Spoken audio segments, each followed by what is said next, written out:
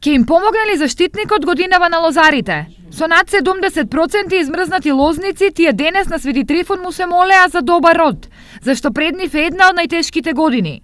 Длабоката зима годинава остави траги на лозовите насади, особено во Штипско, каде вранецот измрзна дури до 90%. Штетите ова година се неминовни, ги има многу.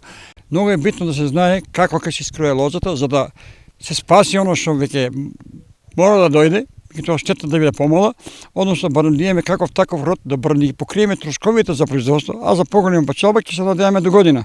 Колку се штетите и ќе се спасили годинешниот род ќе се знае веќе наредниот месец.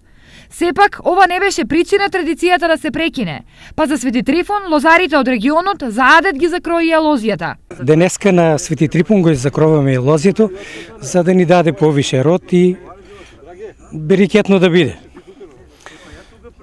И со гости да си прославиме.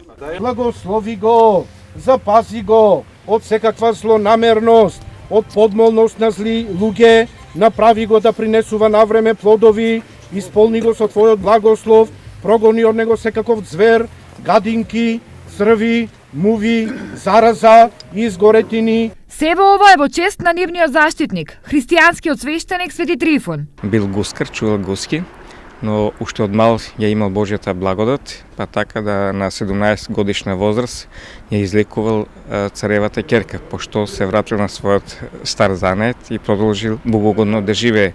Бидејќи бил Божи човек, затоа бил и правил чуда и затоа е прогласен за светител.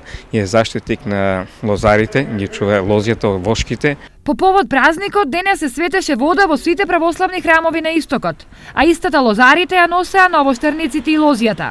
Со водичката обично имаме по ниви, по лојзињата, дека имаме садници, дрвца, лозници, обично за лојзето и за дрвцата.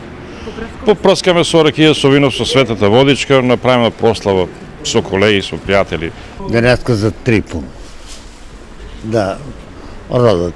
И во воќе, и гроздје, и се. И среќа да имаме живот.